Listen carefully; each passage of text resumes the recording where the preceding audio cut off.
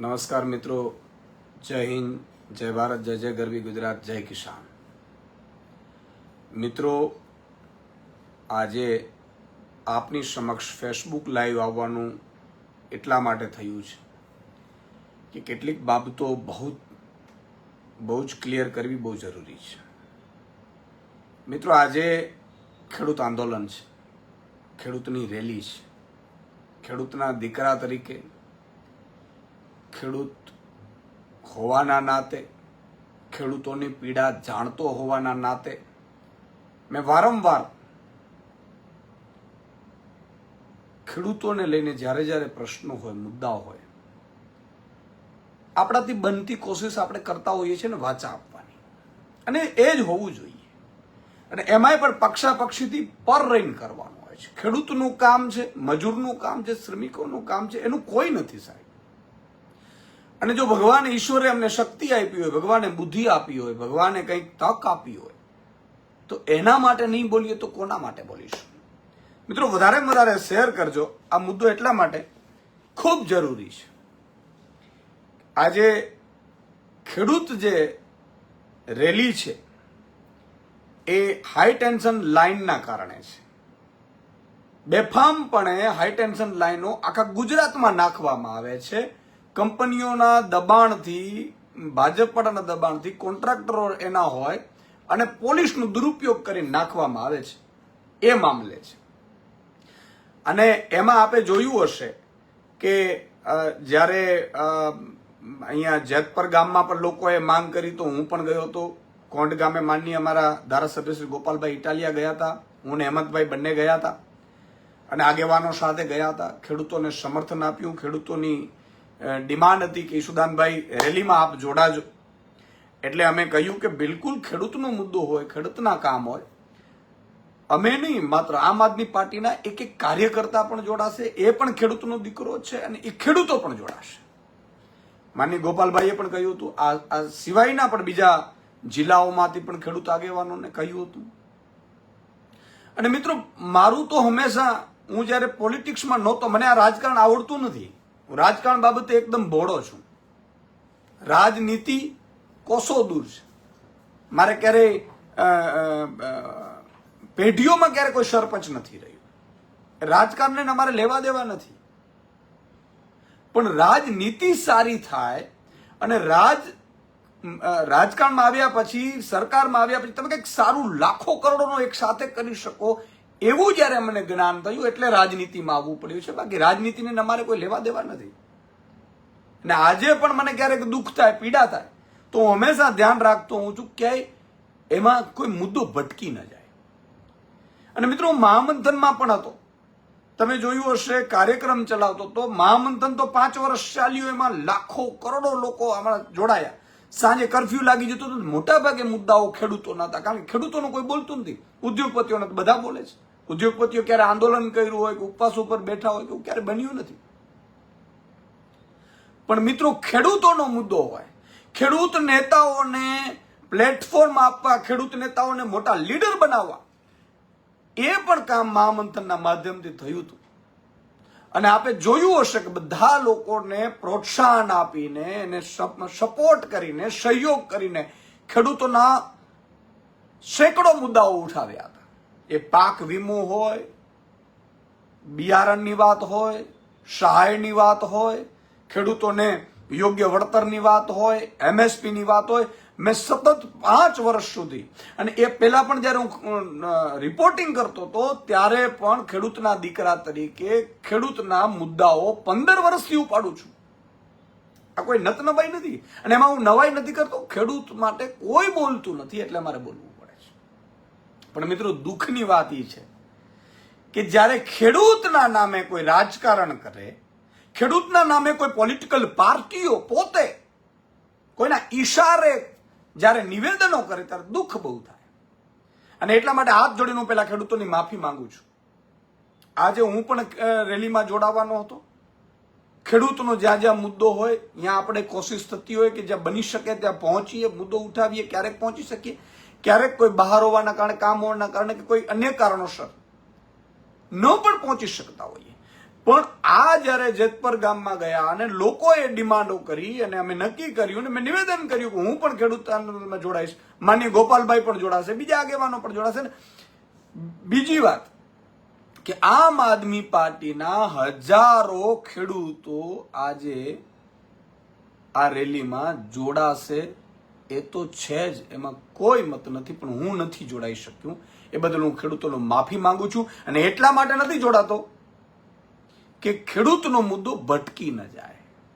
આજે કેટલાક કોંગ્રેસના નેતાઓએ, ખબર નહીં રાહુલ ગાંધીએ કીધું હોય કે પછી ભાજપના મોટા નેતાઓએ કહ્યું હોય, એમને જે પણ હોય, અથવા તો કંપનીઓ વાળાએ કહ્યું હોય, જે કારણ હોઈ શકે એ જાણે ને ભગવાન જાણે, પણ રાહુલ ગાંધીને એવી શું પીડા થઈ કે ખેડૂતના મુદ્દે આમ આદમી પાર્ટીના જો આગેવાનો જોડાશે, અમે તો ખેડૂત તરીકે જોડાવાના હતા, અમારે કોઈ, અને એ અમારી ખેડૂત છે ને અમારી પીડા છે એટલા માટે જોડાવાના હતા, પણ એમને પીડા થઈ કે તૈયાર ભાણે આવી જશે. એટલે તૈયાર ભાણું કોણ? એમ શું છે? ખેડૂતો એકઠા થાય. આજે જેતપર ગામમાં, આજે મારે નથી કરવી પોલિટિક્સ, પણ મારે કેવું છે કે મોરબીમાં પંકજ રાણસેરિયા, આમ આદમી પાર્ટીના આગેવાન, છેલ્લા 8 દિવસથી એ સતત એક્ટિવ હતા. તો ત્યાં તમને નેતાઓને બોલાવ્યા હતા બધાને, તો તૈયાર ભાણા ઉપર તો તમે પહોંચતા હશો, પણ એનું કારણ નથી. હું તો એમ કહું છું, તમે પણ બધે જાજો. હું ખુલ્લું આમંત્રણ આપું છું, જ્યાં જ્યાં ખેડૂતના પ્રશ્નો હોય, માત્ર ખેડૂત આગેવાનો નહીં, માત્ર રાજકીય આગેવાનો, હું તો ભાજપના ધારાસભ્યો, સાંસદો, મંત્રી, મુખ્યમંત્રીને પણ કહું છું કે તમે પણ ખેડૂતોના મુદ્દે જાઓ, અવાજ ઉઠાવો, અને આવું જ હોવું જોઈએ. ત્યારે કેટલાક રાહુલ ગાંધીને શું ખબર નહીં પીડા થઈ, અથવા તો ભાજપના કેટલાક જો નેતાઓ સાથે કઈ સાંઠગાંઠ હશે કે ભાઈ આ લોકો નો આવવા જોઈએ, ઈશુદાન ગઢવી, ગોપાલ ઇટાલિયન, કેમ ભાઈ? છતાંય હું ફરીથી માફી માંગુ છું કે આ મુદ્દો ખેડૂતોનો ભટકે નહીં. રેલીને અમારું સમર્થન છે, અમારા આગેવાનો પણ રેલીમાં, જે કાર્યકરો છે એ પણ રેલીમાં પહોંચશે, ટ્રેક્ટરોને પહોંચ્યા છે. ગત રાતથી અમને ફોન આવ્યા, સાહેબ અમારે શું કરવું? તમારે જવાનું જ છે ભાઈ, આ ખેડૂતોની રેલી છે, કોઈની નથી, પણ ખેડૂતોનો મુદ્દો ભટકે નહીં અને કોઈને બહાનું ન મળી જાય. એટલે હું ઈશુદાન ગઢવી આજે રેલીમાં નથી જોડાતો, એ બદલ હું ખેડૂતોની, 54 લાખ ખેડૂતોને એમના પરિવારની માફી માંગુ છું. પણ તમારી હિંમત હારવાની નથી. તમારે એમ નથી કે એક રેલીમાં ઈશુદાનભાઈ નહીં જોડાય, ગોપાલભાઈ નહીં જોડાય, તમારા મુદ્દાઓ અટકી જશે. મુદ્દા તો ત્યારે પણ નહોતા અટકતા, કહી દઉં છું. જ્યારે પત્રકાર હતા ત્યારે પણ તમારા મુદ્દા નહોતા અટકવા દેતા, મહામંથનો પર પણ તમારા મુદ્દાઓ અટકવા નહોતા દેતા ને. મહામંથન ગ્રાઉન્ડ ઉપર કરનાર હિન્દુસ્તાનના પહેલા પત્રકાર તરીકે પણ તમને મને જોઈન્ટ કરી અને ખેડૂતોના મુદ્દા ઉઠાવ્યા હતા. એટલે આપણે કઈ એને બેસી નથી જવાના. તમારા મુદ્દા આવતીકાલથી મજબૂતાઈથી ઉપાડવાની જવાબદારી અમારી રહેશે, અને ઉપાડ્યા પણ છે. વિધાનસભામાં ગોપાલ ઇટાલિયાએ મુદ્દો ઉઠાવ્યો હતો પ્રાઇવેટ બિલ લાવીને કે ભાઈ આ વળતર છે ને, એ વળતર તો નોટિફિકેશન આધારે છે, જાહેરનામાના આધારે, અને તમે કાનૂન લાવો છો એ 1885 નો ટેલિગ્રાફ એક્ટના પ્રમાણે કરો છો તમે. એ તો અંગ્રેજોનો હતો, અંગ્રેજોએ દબાવવાના હતા ત્યારે.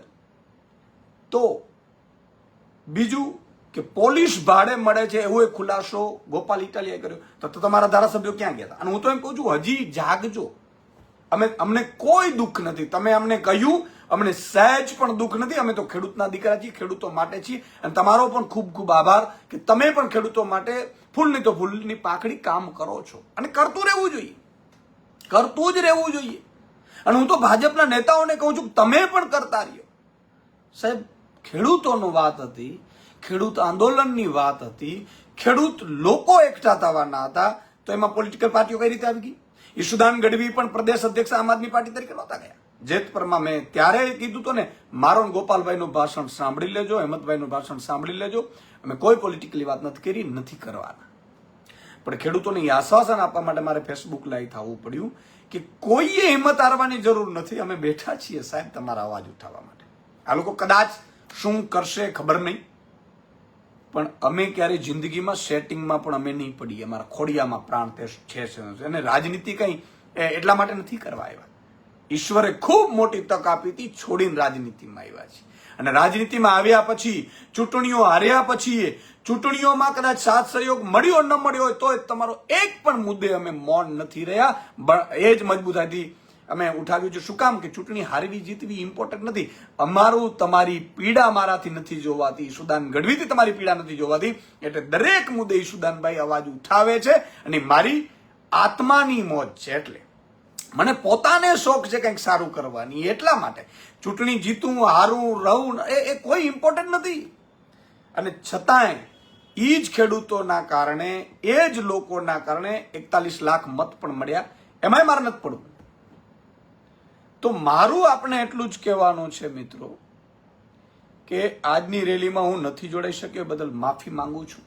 કારણ કે મુદ્દો ન ભટકી જાય, વાદ વિવાદ ન થાય, સામે આક્ષેપો પ્રતિ આક્ષેપો ન થાય, આમાં અમારે પડવું જ નથી સાહેબ, મારે પહેલાથી નથી. અને જેતપરમાં મોરબીમાં લેટ હું ઈશુદાન ગઢવી પહોંચ્યો હતો તો એનો પણ ખુલાસો કરી દઉં કે ત્યારા ગ્રામજનોએ, અને મેં એવું કહેવડાવ્યું હતું પંકજભાઈને કે જ્યારે ગ્રામજનો કે પોલિટિકલ આગેવાનોને બોલાવો તો જ કહેજો, બાકી તમે સંભાળજો. એટલા માટે કે ખેડૂતનું કામ થવું જોઈએ, મુદ્દો ભટકાવવો ન જોઈએ. અને આ ઈશ્વરની સાક્ષીઓ હું કહું છું સાહેબ. એટલે ઘણા લોકોને પેટમાં દુખ્યું, રાહુલ ગાંધીને પેટમાં દુખ્યું. અચ્છા, તમારા પ્રદેશ અધ્યક્ષ ક્યાં પહોંચ્યા છે? ચાલો, ભાજપનો પ્રદેશ અધ્યક્ષ, કોંગ્રેસનો પ્રદેશ અધ્યક્ષ ક્યાં ગયા છે?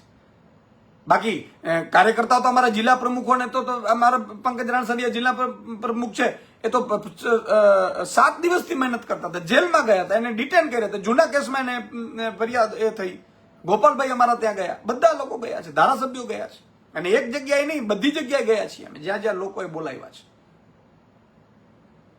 પણ આ રીતે રાજકારણનો તમારે છીછરાપણું કરવાની જરૂર નથી. આજે ખેડૂતોના, કોંગ્રેસ પરથી ખેડૂતોનો ખૂબ રોષ થયો છે કે તમે કોણ ના કહેવા વાળા, તમે કોણ છો ના કહેવા વાળા, એવું ખેડૂતો માની રહ્યા છે. કાલથી મને ફોન ચાલુ છે કે સાહેબ તમારે આવવાનું છે, તમારો હવે તો. મેં કીધું ભાઈ, આ એક દિવસ નથી. ખેડૂતોના મુદ્દે અમે લડ્યા છીએ, રાજનીતિમાં નહોતો ત્યારે લડતો હતો, છું ત્યારે લડું છું, અને કદાચ કોઈ દિવસ રાજનીતિ છોડી દઈશ ને તોય તમારા માટે લડતો રહીશ, એમાં તમે ચિંતા કરવાની જરૂર નથી. અને વિધાનસભામાં કોંગ્રેસ તો 30 વર્ષથી છે ભાઈ, અમે ક્યાં હતા અત્યાર સુધી? તો તમારે મુદ્દા ઉઠાવવા હતા, તમારે મુદ્દાનો ન્યાય અપાવવું હતું. તમારે રાજ્યસભાના મેમ્બરો હતા અહીંથી, રાજ્યસભામાં ક્યારેય તમે હાઈટેન્શન લાઈનનો કે વીજ થાંભલાનો કે મુદ્દો તમે ઉઠાવ્યો છે કાનૂન ફેરફાર કરવા માટે? અને આ કાનૂન ફેરફાર કરવાની કઈ રીતે જરૂર છે એ તારાંકિત પ્રશ્નોમાં અતારાંકિત અને પ્રાઇવેટ બિલ અમારા ધારાસભ્યો લાવ્યા છે. તમે તમારા ધારાસભ્ય શું કરે ભાઈ? અચ્છા, તમે અત્યારે 30 વર્ષથી શું કરતા હતા? આવી જ રીતે મિલીભગતથી આંદોલનો તોડવાનું અને ખેડૂતોનો પાપ લેવાનું બંધ કરો. મારે રાહુલ ગાંધીને હાથ જોડીને વિનંતી કરવી છે કે આવા જ ખેલ કરતા રહેવાના છે ગુજરાતમાં. તમારે આવી રીતે તમારા કોંગ્રેસના નેતાઓ કોંગ્રેસ પાર્ટીને કોઈ પ્લેટફોર્મ નથી આપતું, એટલે પ્લેટફોર્મ ક્યાંક મળે અને એનો તમે દુરુપયોગ ખેડૂતના ખંભે બંદૂક ફોડવાનું કરો છો, એ યોગ્ય નથી. છતાંય તમને બધાને ખૂબ ખૂબ આભાર. તમે જે લડો છો ને એ લડાઈ લડો છો એના માટે પણ આભાર. આજે બહુ દુઃખ થયું છે કે અમે લોકોએ શું સમર્થન જાહેર કર્યું આમ આદમી પાર્ટી, અને બધા લોકોએ કીધું તમારે આવવાનું છે. મીડિયાવાળાએ મને પૂછ્યું, ગોપાલભાઈને પૂછ્યું, અને સ્વાભાવિક છે. અને મેં ત્યારે પણ કહ્યું કે ભાઈ ખેડૂતોને પણ પૂછ્યું હતું કે કોઈ પાર્ટીની રેલી નથી ને, પાર્ટીની રેલી હોય તો અમારે નથી આવવું. તો ના ના, ખેડૂતોની રેલી છે. અને સાહેબ, આમ આદમી પાર્ટીની ખાનદાની જુઓ, ઈશુદાનભાઈ ગોપાલભાઈ કદાચ નહીં આવી શકે એટલા માટે, વિવાદ નથી કરવું એટલા માટે, પણ અમારા તમામ જે લોકો આગેવાનો, ખેડૂત આગેવાનો છે, લીડરો, નાના કાર્યકર્તાઓ છે, બધા પહોંચ્યા છે. કાલથી એમણે કહ્યું કે અમે નહીં પહોંચીને પહોંચવાનું છે. આ ખેડૂતોનો મુદ્દો છે.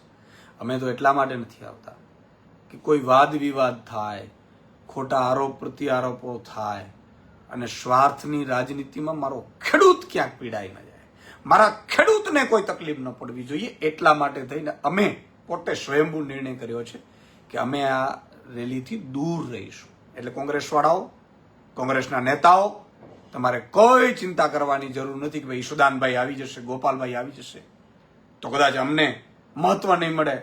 અમારે કોઈ આંદોલન આવા હાઈજેક કરવાની જરૂર નથી સાહેબ.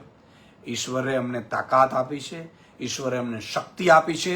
ઈશ્વરે વિધાનસભાની વાત હોય કે ગ્રાઉન્ડ ઉપર હોય, એ કરદા પ્રથા પણ બંધ કરવામાં આમ આદમી પાર્ટીને એના નેતાઓએ મહેનત કરી છે.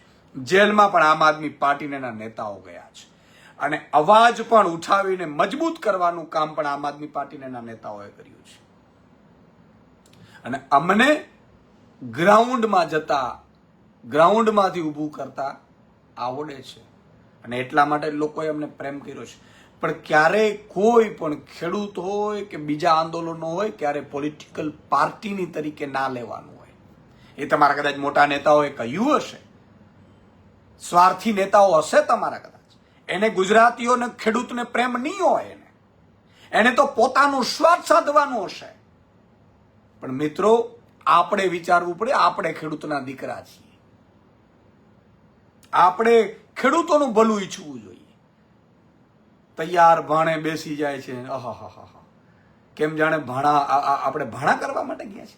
એનો અર્થ થયો કે આ કોંગ્રેસની રેલી તમે નક્કી કર્યું હતું, ખેડૂતોને ભેગા કરો ને પછી કોંગ્રેસની રેલી પ્રસ્થાપિત કરી દેવી, એવું તમે નક્કી કર્યું હતું.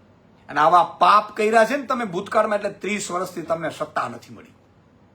2017ના 3 આંદોલનો થયા છતાં તમને સત્તાથી દૂર રાખ્યા પ્રજાએ, કારણ કે તમારા મનમાં પાપ છે, તમારા ચિત્તમાં પાપ છે. તમે ક્યારેય નિસ્વાર્થ ભાવે કામ નથી કરી શકતા.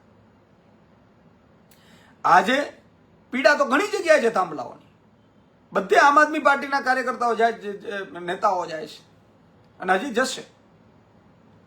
અને હજી ફરીથી કહું છું કે અમે જ્યારે મને માઇક ત્યાં આપવામાં આવ્યું ત્યારે મેં એક શબ્દ રાજનીતિનું નથી કીધું. જેતપર ગામમાં હજારોની સંખ્યા માતા બહેનો બેઠી હતી, એને કાયદાકીય જ્ઞાન આપ્યું કે વળતર શું છે. આજે અદાણી છે, એને એરપોર્ટ લીધું, એરપોર્ટ ઉપર એક ગાડી રાખવાના અદાણી 120 રૂપિયા 1 કલાકના રહે છે. અદાણી એરપોર્ટ ઉપર પાર્કિંગમાં 1 કલાકના 120 રૂપિયા છે પાર્કિંગનો ચાર્જ. તો એક થાંભલામાં કેટલી ગાડીઓ પાર્કિંગ થાય? તો 1 કલાકના 120 રૂપિયા થતા, અને મહિનું ગણવા જાવ તો લમસમ 85,000 રૂપિયાની એક ગાડી થાય. આવી 15-20 ગાડીઓ તો પાર્ક થાય એટલું થાંભલાની નીચે જમીન રોકાય છે. તો એ જમીનની કેટલી કિંમત હોય? અચ્છા, બીજું 25 વર્ષ પછીની જમીનની કેટલી કિંમત હશે?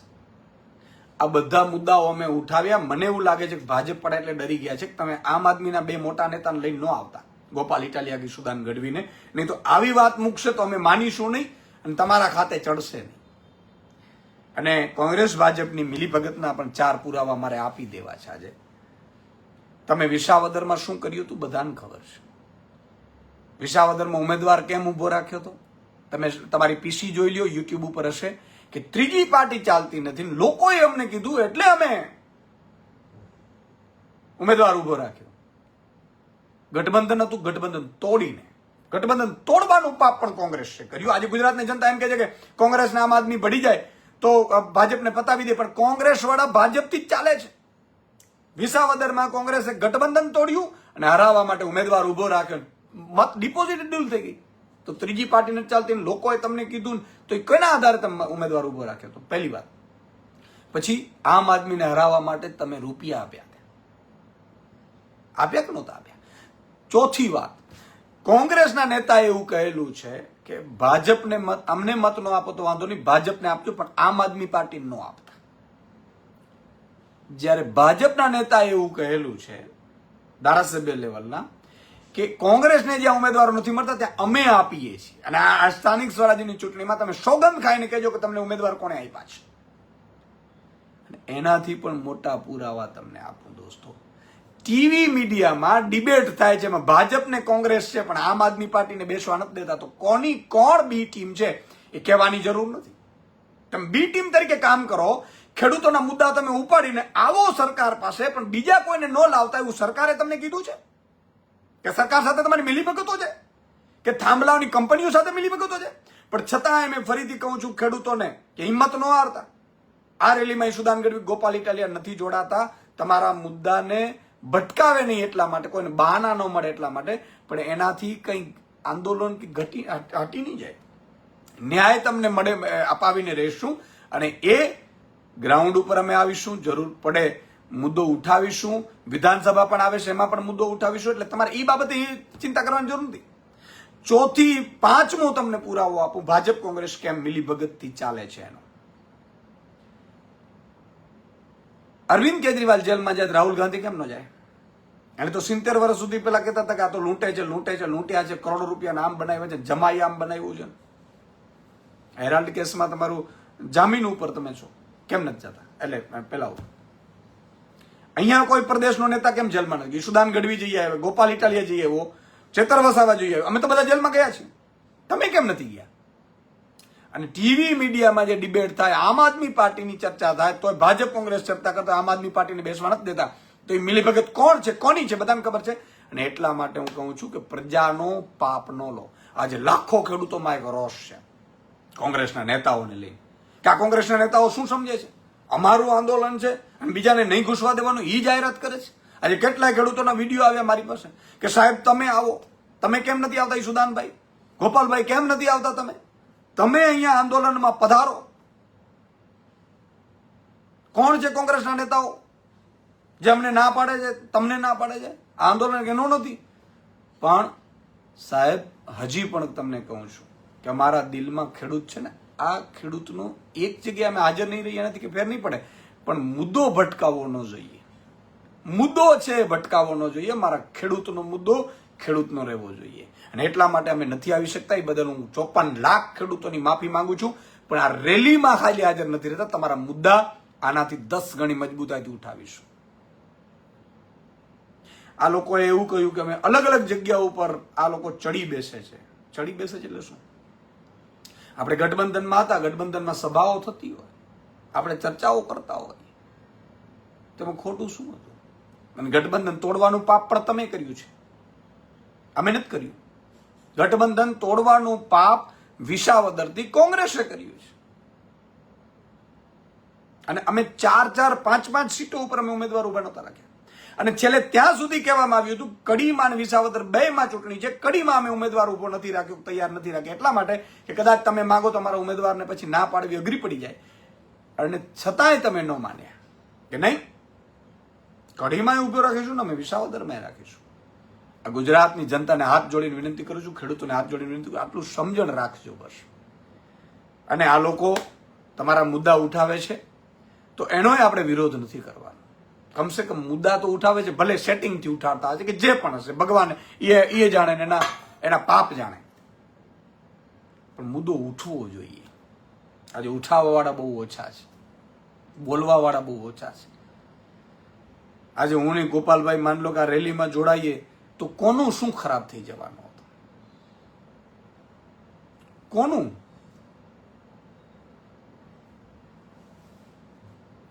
અને છતાંય મિત્રો, અમારા કાર્યકર્તાઓ, અમારા આગેવાનો, જિલ્લા લેવલના આગેવાનો આ રેલીમાં પહોંચ્યા છે. હું ખેડૂતોને વિનંતી કરું છું કે આ રેલીમાં જોડાજો. આ રેલી ખેડૂતોની છે, ખેડૂતોના મુદ્દાઓ માટેની છે. આજે ઈશુદાનભાઈ, ગોપાલભાઈ ત્યાં નહીં પહોંચી શકે તેનાથી કંઈ અટકી નહીં જાય. તમને ન્યાય મળવો જોઈએ અને એનાથી મજબૂતાઈથી આપણે મુદ્દા ઉઠાવીશું. હાઈ ટેન્શન લાઇનનો પ્રશ્ન આખા ગુજરાતમાં છે, આખા ગુજરાતમાં મુદ્દાઓ છે. આજે આ પીડા છે ને એ દરેક ભાજપના ધારાસભ્ય, મંત્રીને પણ હોવી જોઈએ. હું તો એમ કહું છું, મેં જેતપરમાં ગામ લોકોને પૂછ્યું, મેં બધા આવે તો વાંધો નહીં, તો એમણે કીધું કે આ બધા જોઈએ છે. તો મેં તો એવું કીધું કે ભાજપના ધારાસભ્યો આવો, ભાજપના મંત્રીઓ પણ અહીંયા આવો, ખેડૂતો એવું કહે છે, કલાકારો આવો, કથાકારો આવો, ક્રિકેટરો આવો, જે પણ લોકો ખેડૂતના પીડાને સમજતા હોય કે એને પીડા થતી હોય, બધા આંદોલનમાં જોડાવો. એમાં વાંધો શું હોઈ શકે?